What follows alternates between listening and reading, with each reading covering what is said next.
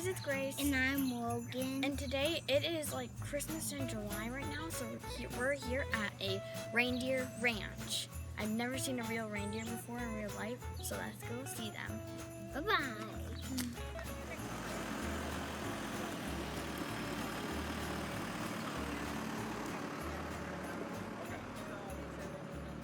Do a little educational talk and then we'll wander around and see some deer. Sounds good. So guys. Really? First things first, I'm going to have you come here and step on my little foot bath.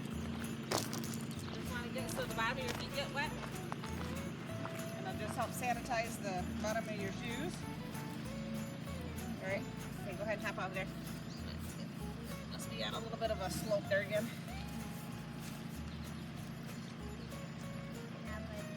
That's good. You just kind of step on it a little bit. Okay. Never done this before. Huh? Never done this before. You never done that before? No. It's just that's a sanitizing solution that cleans the bottom of your feet so you don't bring, because we're actually going to go in the pen with the baby reindeer. Yay! And when we do that, we don't want to bring any germs and stuff in our shoes. Okay? So come on over here.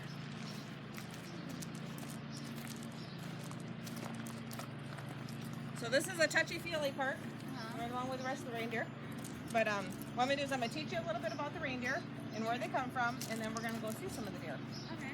So this is a winter hide. So this is what their fur looks like in the winter time. They have 18,000 hairs per square inch. So for every little inch, they've got 18,000 hairs. So they're very warm. They stay nice and toasty in the wintertime, even when it's 50, 60, 70 degrees below zero. They're nice and warm. Both the boys and the girls have antlers. So these are female antlers here. And these sets over here are boy antlers. See, you can feel this one. See how heavy this one is. It's not real heavy. Yeah. No, it's not heavy. Oh, wow. Then feel that one. Pick that one up. You tough guy? Now can you put two of those on your head? You don't want to do that? Almost. It's like 30. He had 35 pounds of antler in his head last year. So he's very, very large. I bet. He's one of our largest bulls. That's Olaf. So you can see this is one of the side of the skull. You can see this raised area right here. That's called a pedicle. That's where the antlers actually grow from. Oh. So when they're born, they have these little bumps underneath their fur, and you'll be able to. That's right where the antlers grow from. So that part always stays on their head. That's part of their skull. But you can see all those little bumpy areas right there. That's where the antlers come off. So the antlers fall off every year, and they grow new ones.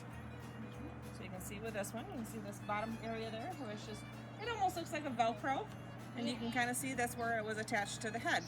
They just kind of form a little bit of a membrane in there, and breaks away the little bit of bone structure there that's holding the antler to the skull, and they just fall off. When the antlers are growing, like they are right now, they're covered in a soft fuzzy fur called velvet, and that's what this is. You guys can feel the velvet. It's just a nice soft fur. Wow. So right now their antlers are very pliable. They're growing. They've got a lot of blood in their antlers right now. So as they're forming all this hard calcified bone, it's covered in that soft fuzzy fur. So if you feel the tips of it, they're nice and rounded and everything right now. But if you feel the tips, they're a little bit pliable and they're really warm because of all that blood flow that's in their antlers right now. When we came in, there was like a giant deer. Yeah. Yeah. So once they, in about August for the boys, they'll shut off blood flow to the antlers. The antlers will be done growing, and it'll be all hard underneath. They'll shut the blood flow off. The skin will start to die, and then they rub this velvet all off onto trees or brush or whatever. And then they have the hard antler underneath. And then the girls do the same thing in September, and that's when our breeding season is. And then we have our babies in usually April, May, although I still have a couple that still need to have calves yet. So, their feet are built for walking on the snow or in the marshy areas. So they can spread their hands, just like we can with our hands, we can spread our fingers way out or cup our hands together. They do the same thing.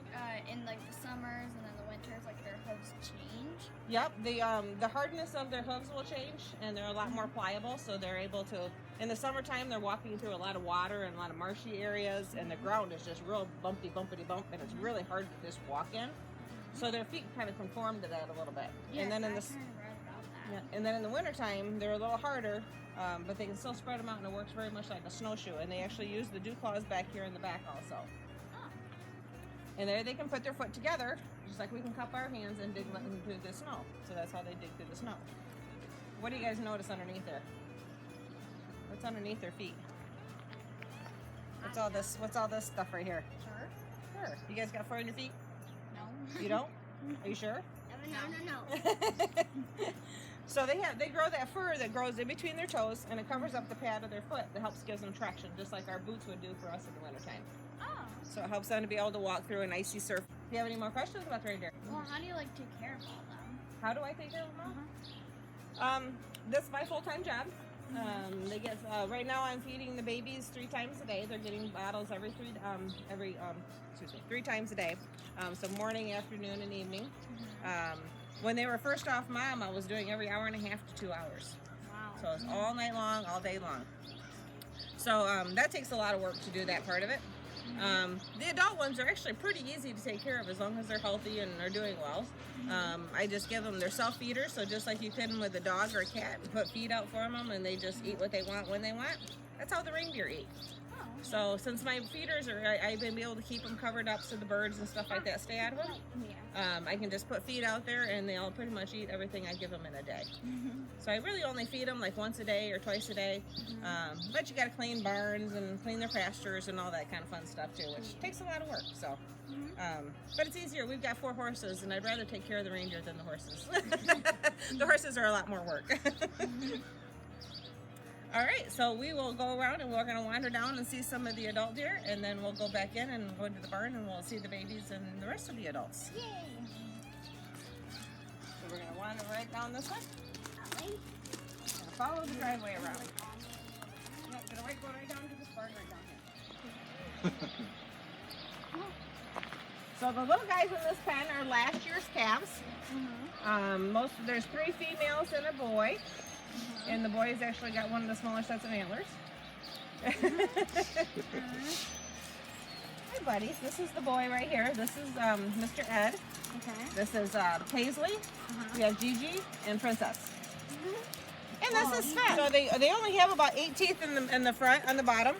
But you see how he's taking it? You can literally put your hand right in his mouth, and he won't bite you. I mean, he can't bite. His teeth are wore down. Yeah. So he doesn't have any teeth up on the top. Would you like to feed him a couple cookies? No?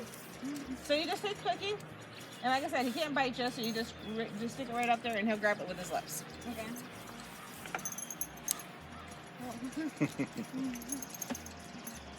She's got him. She's got him. Hey, Sven. Nose, Thank spitty. you, nose. Here. Hey, over here. Right there. She may not take one. She will sometimes, but not always. Hey, Gigi, you want a cookie? Hey, over here. Gigi. Come on. Gigi. Looks like she's about to kick or something. Nope, they don't kick. She's just stomping because she got flies on her legs. Oh. Sven, you want more cookies? Well, maybe some of the other ones in the other pen might eat them. Yeah, just hang on to it for now. It's too hot. Come on in. Hey, babies. Come on. Oh,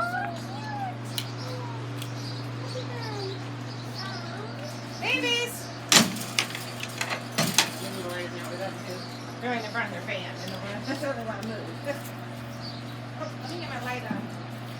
Yes,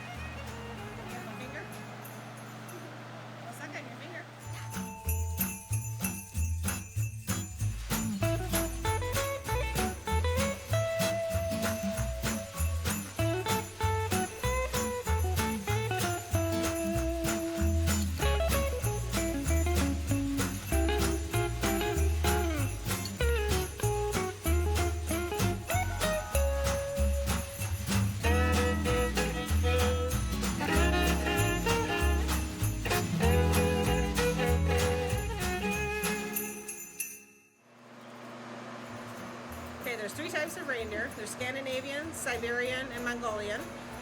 Siberian are from the Chukot Peninsula of Russia, which is part of Siberia, and that is what was imported into Alaska in 1892 and then brought down to the lower 48 for all of us that we have.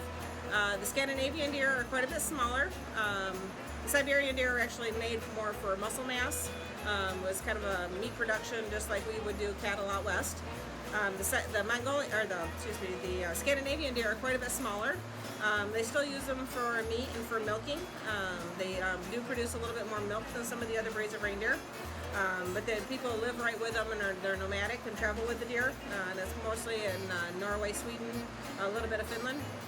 And then Mongolia also has another breed of deer, and they call them saddle deer over there. The natives actually ride them just like we would ride a horse. They're a little bit bigger bone structure, not quite as much muscle mass on them, but they can handle the weight. I believe it's like up to 150 pounds you can ride the reindeer. So if you go to visit those little villages and stuff, it's the whole planes, trains, automobiles, horse, and then reindeer.